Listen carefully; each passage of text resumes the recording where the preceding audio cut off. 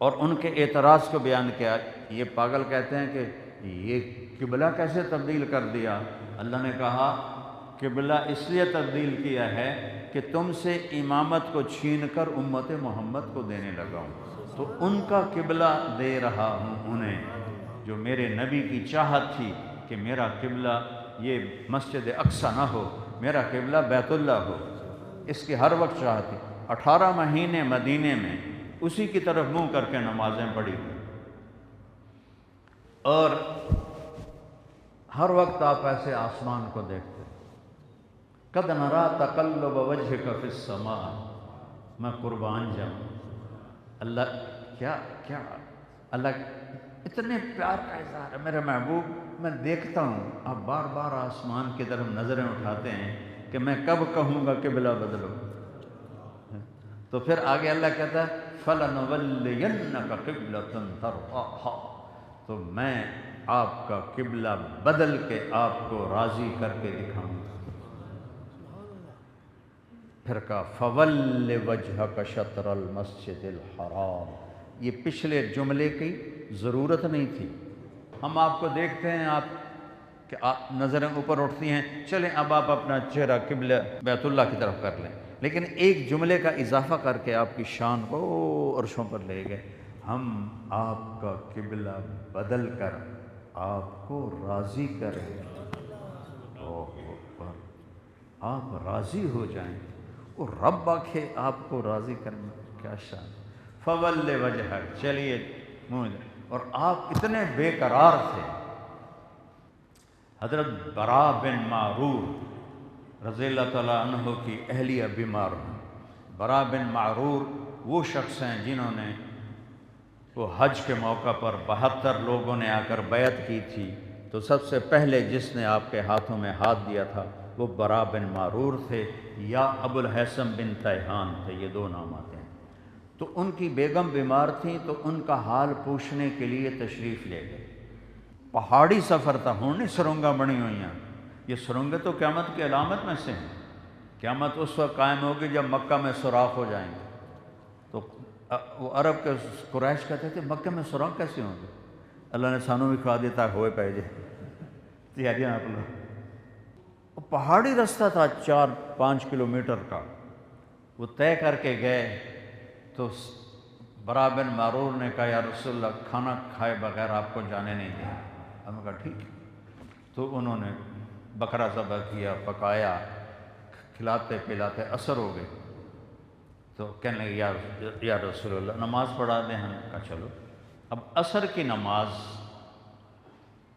2 رکعت کے بعد اتحیات میں بیٹھے ہیں، اور عین اس وقت جبریل آ کر کہتا ہے فَوَلِّ وَجْهَكَ شَطْرَ الْمَسْجِدِ الْحَرَامِ، اپنا چہرہ بیت اللہ کی طرف کر لیں۔ یہ بہت بڑا امتحان تھا بھائی، یا پہلے آکھ دیو تو یا بعد آکھ دیو، یہ وچکار آکھن دا کی مطلب؟ یہ آزمائش تھی صحابہ کے لیے کہ کتنا یہ مانتے ہیں میری اور میرے نبی کی، کیونکہ عجیب لگتا ہے نا بھائی، اب 10 منٹ پہلے کہہ دیتے یا 10 منٹ بعد کہہ دیتے۔ آپ اتحیات میں ہیں، درمیانی اتحیات، اور جبریل آتے ہیں فَوَلِّ وَجْهَكَ شَطْرَ الْمَسْجِدِ الْحَرَامِ، آپ ایسے انگلی نیچے کر کے اٹھتے ہیں اور ایک دم منہ موڑتے ہیں، اور صحابہ میں کھلبلی مچ جاتی ہے ایک ہی ہو جائے، اور آپ صفوں کو چیرتے ہوئے ادھر سے ادھر جا کے کھڑے ہو جاتے ہیں۔ تو سب نے ایک دم ایسے منہ پھیرے اور ادھر منہ پھیرے، سب سلام پھیرنے کے بعد آپ نے کہا میرے رب نے میری چاہت پوری کر دی کہ میرا قبلہ مجھے دے دیا ہے۔ یہ امتحان، اس میں کئی لوگ اسلام چھوڑ گئے کہ یہ کیا مذاق ہے، اسلام چھوڑ گئے۔ اللہ کی طرف سے امتحان اور آزمائش بھی تھا، اور اپنے نبی کی خوشی بھی منظور تھی۔ تو قبلہ بدلا، کیا نشانی ہے کہ اب خلافت، امامت، قیادت بنو اسرائیل سے چھین کر امت محمد کو دی جائے گی۔